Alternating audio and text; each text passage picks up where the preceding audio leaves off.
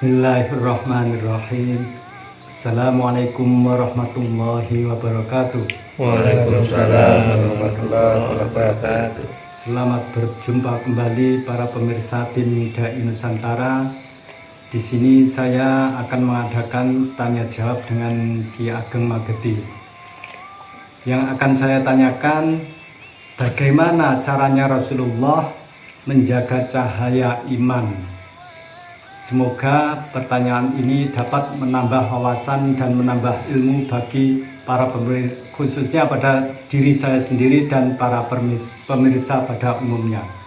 Waktu dan tepat saya persilahkan kepada Ki Ageng Magedi. Assalamualaikum warahmatullahi wabarakatuh. Waalaikumsalam warahmatullahi wabarakatuh. Alhamdulillah rabbil alamin.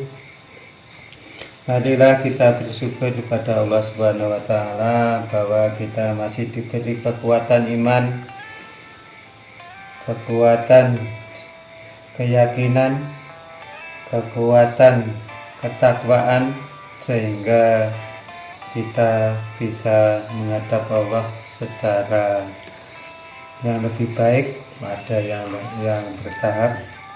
Semoga dari tahapan-tahapan dari bawah merangkak ke atas, semoga kita nanti lebih menuju kekuatan, keyakinan, keimanan yang lebih sempurna. Dan kami akan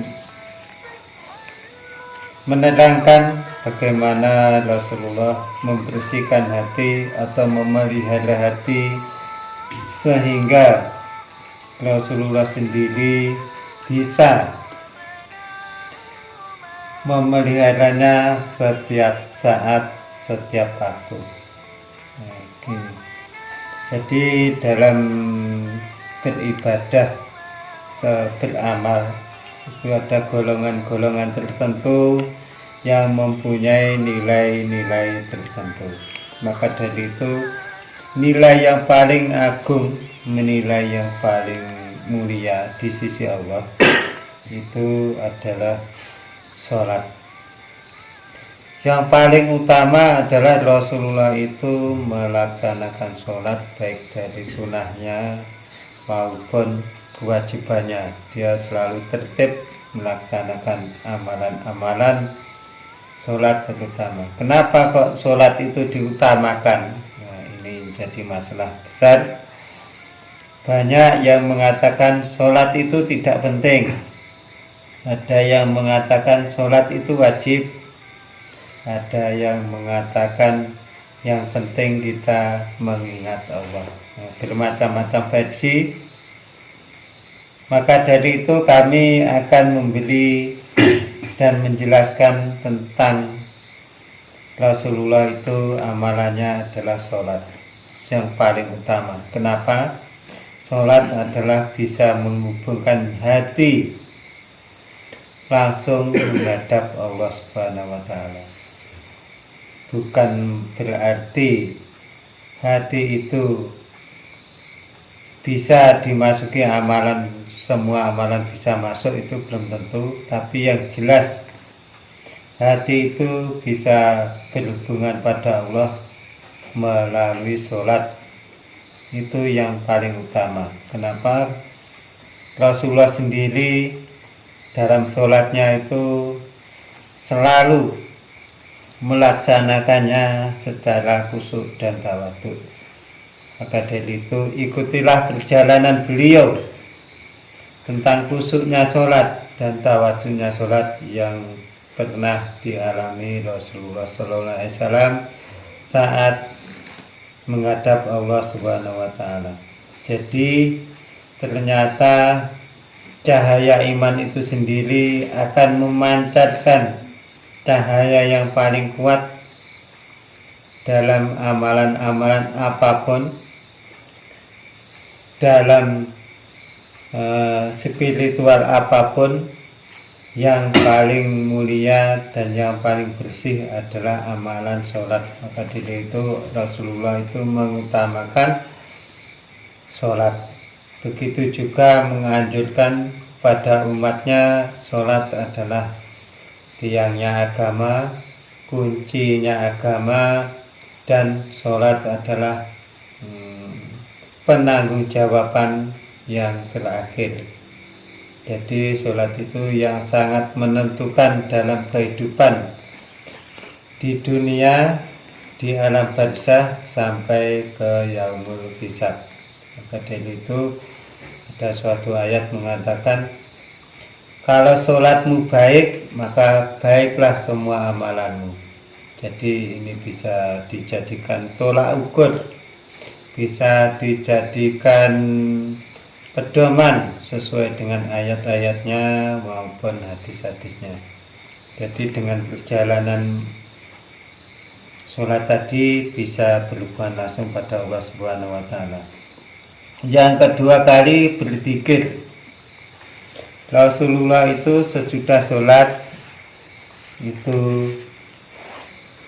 selalu mengamalkan atau berzikir atau mengingat Allah setiap saat. Maka dari itu Rasulullah sendiri akan terjaga cahaya imannya dengan kesempurnaan saat berzikir. Saat dimanapun dia berada, dia selalu mengingat Allah. Maka dari itu sudah jelas cahaya iman Rasulullah itu bisa stabil dan lebih sempurna. Maka dari itu ikutilah perjalanan beliau, utamakan sholat, kedua kali harus berzikir pada Allah Subhanahu wa Ta'ala.